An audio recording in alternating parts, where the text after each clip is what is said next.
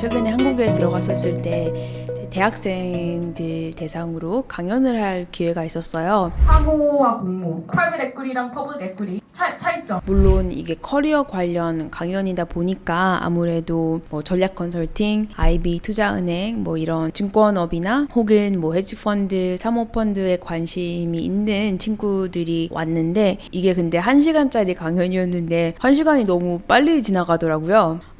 몰라. 이거 저만 빨리 지나갔을 수도 있고 학생들은 왜 이렇게 1시간이 안 가지? 이렇게 생긴 사람들 많아. 하지만 어디서 본 것 같지만. 그런데 아무튼 시간이 부족해서 못다한 이야기들이 좀 있어서 그냥 넘기기는 좀 아쉽기도 하고 금융권 커리어에 관심 있는 학생들 뿐만 아니라 일반인들도 충분히 관심 있는 이 투자나 금융업 관련 질문들이 몇 개 있었는데 몇 가지 가져왔습니다. Was there anything you did or prepared to stand out among peer analysts? 이거 제가 영어로 쓴 거 아니에요. 이거 질문 자체를 영어로 해주셨어요. 일단 이 질문 좋아요. 왜냐면 제가 말단 신입 애널리스트였을 때 그때 당시 제 사수가 해줬던 말 중에서 가장 기억에 남는 말이기도 하고 실질적으로 정말 큰 도움이 됐던 말을 하나 하고 싶은데 이거는 이제 투자은행의 직급체계에 대해서 간단히 알아야 되는데 직군 피라미드가 있어요. 가장 밑에는 애널리스트, 그 다음에 associate, 그 다음에 VP, 그리고 디렉터, 뭐 MD가 있어요. 그 중에서 가장 말단인 애널리스트들에게 해줄 수 있는 주니어에게 해주는 조언이 있다면 if you're an analyst, think like an associate. Act like an analyst, think like an associate. 이건 사실 뭐 직급을 막론하고 적용되는 건데 만약에 어쏘라면은 if you're an associate, think like a VP. If you're a VP, think like an MD. 그리고 이거를 뭐 헤지펀드 세계에 적용하자면 그것도 똑같죠. If you're a hedge fund analyst, think like a PM. 이게 왜 중요하냐면 사실 주니어들이 하는 일은 그렇게 대단한 일은 아니면서도 너무너무 중요한 일이잖아요. IB라는 굉장히 특수한 조직에서의 하나긴 하지만 어쨌든 IB에서의 주니어들을 예로 들자면 You're building the comps, putting together slides, you're building DCF, you're doing M&A, accretion dilution analysis, you're building LBO models, running sensitivities. 그리고 이런 모델들을 혼자 다 하고 심지어 이걸로 한 기업만 하는 게 아니라 동시에 여러 딜을 하잖아요. 심하면 뭐 패치북도 만들면서 라이브 딜 하나 달리고 보드덱도 만들면서 옆에 있는 MD가 지키는 쓰잘데기 없는 마케팅 덱도 만들고 정말 여러 가지를 혼자 다 해야 되는데 그런데 특히 주니어들이 하는 이런 테크니컬한 넘버 크런칭이 집약된 작업을 하다 보면 You're so bogged down in the numbers that you lose sight of the big picture. 저도 아주 옛날에 그 퍼포먼스 리뷰 때 한 소리 들었었거든요. 그래 너 모델링 잘하는 거 알겠어. You're a great analyst. 그런데 너 계속 그러면 You're a great analyst forever. 내가 애널리스트로서 일한 내 아웃풋을 받아든 VP나 MD가 뭘 원하는지 그들이 클라이언트한테 설명을 할 때 어떤 숫자를 왜 프레젠트를 하는지 이런 것들을 미리 고민하고 대신 생각해주고 프레젠트하는 게 어쏘의 일이거든요. 내가 애널리스트로서 그 수준까지 가야지 어쏘 프로모션이 되지. 지금부터 어쏘처럼 생각해야 되는 거잖아요. 애널리스트일 때부터. 나는 지금 애널리스트이지만 내가 지금이라도 당장 어쏘를 대체할 수 있을 만큼. 그래서 이걸 좀 포괄적이게 보자면 뭐 어느 직군이나 그러겠지만 보스처럼 생각하는 게 중요한 것 같아요. 내가 주니어라면은 내 바로 위 직급 사람처럼 생각하는 게 중요한 것 같아요. 그렇다고 보스처럼 행동하면 안 되고 그러면은 재주가 없어서 승진이 안 되고 또 질문이 주로 어떤 방법으로 투자 아이디어를 얻으시나요? 이런 게 있었는데 deal sourcing, 헤지펀드에서는 idea sourcing이라고 하고 투자 기회의 발굴 과정인데 어떻게 보면 가장 중요하기도 하죠. 이거는 이제 크게 두 가지 방법이 있는데 먼저 톱다운으로 헤지펀드 같은 경우는 이제 PM이 와서 야, 이 회사 좀 봐봐. It's trading at a 40% discount to NAV. The management seem like they're not morons.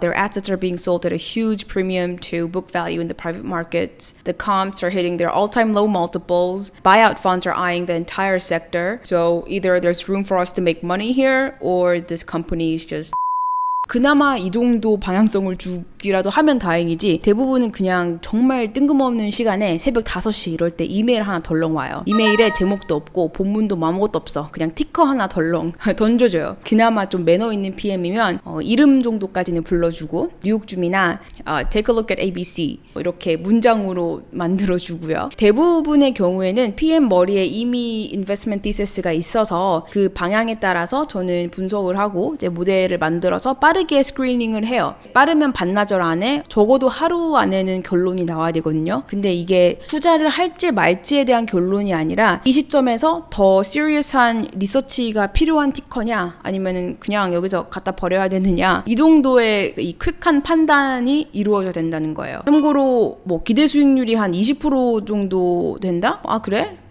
굳이 투자를 해야 돼? 그것보다 업사이드가 확실히 있어야 되는 거고요. 그리고 중요한 거는 asymmetric 해야 돼요. asymmetric한 게 뭐냐면 다운사이드 대비 업사이드가 얼마나 더 크냐. 예를 들자면 기대 수익률이 한 40%가 나오는 투자 기회일지라도 만약에 다운사이드가 worst case scenario가 똑같이 뭐 마이너스 30-40%가 나온다면은 그건 아웃이죠. asymmetric 하지 않으니까. risk adjusted returns가 너무 낮으니까. 그리고 또 그게 이제 PM이 톱다운으로 주는 경우이고 또 제가 직접 소싱할 때도 있죠. 아이디어의 소스라는 거는 너무 많아요. 뭐 기업 공시, 특히 이제 기업 공시 수천 페이지 읽다가 거기가 정말 금광이거든요. 보물섬 같은 데인데 계속 읽다가 이거 좀 이상한데? 기업의 채권 관련 다큐멘트 읽다가 이거 debt covenant 너무 막장인데? 아니면 뭐 자산 가치가 너무 뻥튀기 되어 있는데? 뭐 이러면서 하나하나 추적해 보다가 투자 티시스가 떠오를 때도 있고요. 그리고 또 이제 워낙 좁은 업계이다 보니까 다른 펀드에 있는 친구들, 뭐 지인들 만나서 혹은 네트워킹 자리에서 서로 자기 펀드 포지션에 대해서 떠들 때도 있고 그러면서 아이디어 얻을 때도 있고 아주 가끔은 셀사이드 애널리스트가 물어오기도 해요. 참고로 M&A 하는 뱅커들한테는 얻을 수가 없어요. 왜냐면 그들은 이제 프라이빗 인포메이션을 얻는 사람들이기 때문에 그렇게 하면은 인사이더 트레이딩이 될 수가 있고 어느 날 갑자기 SEC에서 우리 집에 압수수색 들어올 수 있습니다. 그리고 한도 끝도 없어요. 정말 투자의 아이디어라는 거는 밥 먹을 때도 생각나고 뭐 똥 싸다가도 그 다음 질문은 그렇게 얻은 투자 아이디어가 보통 어떤 프로세스를 거쳐서 실제 투자로 이어지는가 이런 질문이 있었는데 저는 제너럴리스트로 시작을 했지만 나중에는 제가 커버하는 특정 섹터가 한 2-3개 정도가 있었어요. 그 섹터를 담당을 했었는데 제가 실시간으로 모니터링하는 티커들이 한 200개 정도가 됐고요. Which means I have a rough working model for 뭐 한 200 plus companies. 이게 무슨 말이냐면 대충 어느 정도는 한번 기본적인 스크리닝은 한 상태인 회사들이 한 200개 정도 된다는 거예요. 정확히 뭐 하는 기업이고 어떤 비즈니스 모델이고 경영진 상태는 어떻고 is it trading at a premium or discount to NAV, intrinsic value, 장단기 catalyst는 뭐가 있는지 뭐 그 정도까지는 알고 있는 상태에서 계속 모니터링하는 기업들이 그 정도 됐다는 거고 그래서 뭔 일이 터지면은 내가 모니터링하고 있는 그 티커들에 대해서 그 블룸버그 어러트가 오게 다 걸어둬요. 예를 들어서 내가 투자에 관심 있는 기업 주가가 어떤 특정 레벨에 도달을 하면 그게 상방이든 하방이든 이렇게 팝업 창이 뜨도록 하는 건데 예를 들면 제가 롱 하고 싶은 주식이 있는데 when it hits 30% discount to NAV, give me an alert. 이렇게 걸어둘 수가 있고 그래서 그 상황이 오면은 다시 한번 봐요. 이게 투자할 만한 건지 그래서 다시 모델 업데이트를 하고 조금 더 리서치를 한 다음에 그리고 이건 펀드마다 다 전략이 다르고 기준이 다르니까 내가 우리 펀드 인베스트먼트 크라이테리아를 다 이렇게 체크오프가 되면은 그러면은 이거 지금 들어갈 만한 것 같다 하고 PM한테 얼른 보고를 하고 그럼 PM이 딱 보고 이거 괜찮은데 다음 미팅 때 한번 올려봐 이렇게 하면 나는 이게 왜 투자할 만한 피시스인지 설득하기 위한 자료를 만들고 이제 모델 작업을 해요. 이때부터는 셀사이드 애널리스트들이고 모든 사람들 통해서 최대한 활용해서 단기간에 정보를 최대한 많이 뽑고 걔네 모델도 보고 결론적으로 밸류에이션을 잡아서 이제 회의 때 올리고 회의 때 올려서 거기서 온갖 공격 다 받으면 다 디펜드하고 그래서 최종적으로 인베스트먼트 커미티 투자심의위원회에 넘겨져서 승인을 받으면은 이제 투자가 집행이 되는 건데요. 그런데 사실 이렇게 RC에 넘어가서 투자 승인 받은 다음부터가 고비거든요. 이게 내 포지션을 얼마큼 쌓아야 하고 헤지는 어떻게 가져가야 하고 또 그 사이에 그렇게까지 가기까지 시간이 많이 흘렀잖아요. 그 사이에 또 얼마나 마켓 상황이 바뀌었는지를 체크를 해야 되고, 그리고 그때부터는 실제로 내 타겟 업사이드 그 주가를 찍을 때까지 수시로 뭐 추가 실사도 하고, 경영진 맨날 전화해서 못 살게 굴고, 내 모델 업데이트하고, 다시 다 뜯어 고치고, 생각해보면 이 투자 집행 과정보다도 일단 투자가 들어가고, 투자 이후에 그 사후 관리, 그리고 엑싯이 한 1000배는 더 힘든 것 같아요. 모든 게 다 그렇지만 원래 사는 것보다 파는 게 더 어렵습니다. Selling is harder than buying. IB를 하면서 가장 유의미한 딜이나 경험이 있으면은 여쭤보고 싶어요. 흔히들 이런 질문을 받으면 자기가 했던 딜 중에서 가장 규모가 컸던 딜을 말하거든요. Oh yeah, I was on that 뭐 $20 billion deal. 이게 딱 술자리 허세용 답변. 저도 뭐 IB 했을 때는 메가 빌리언 달러 딜 굉장히 많이 해봤고, 뭐 회사를 인수합병도 해보고, 회사를 쪼개도 보고, 파산 절차도 밟아보고, carve out, spin off, SPAC 뭐 안 해본 게 없어요. 규모적으로는 가장 훨씬 더 큰 딜이 너무 많았지만 오히려 가장 기억에 남고 유의미했던 딜은 예전에 어느 small to 한 mid-cap company 어떤 물류와 창고 회사가 있었어요. 그 회사의 sales side process를 맡았는데 그 회사의 CEO이자 파운더인 사람하고 그에게 있어서 최고의 성장 전략이자 이 엑싯에 대해서 수개월 동안 같이 고민해주고, 그때 당시 그 회사의 자산 가치 대비 주식이 굉장히 많이 저평가되어 있던 상태였는데 그 회사의 자산 가치에 대한 밸류에이션을 같이 해주고 고민해주고, 이게 왜 시장에서 밸류를 얻지 못하는가에 대해서 같이 고민하는 이런 thought partner가 되어주었고, 그래서 결과적으로는 이 회사는 아마존에게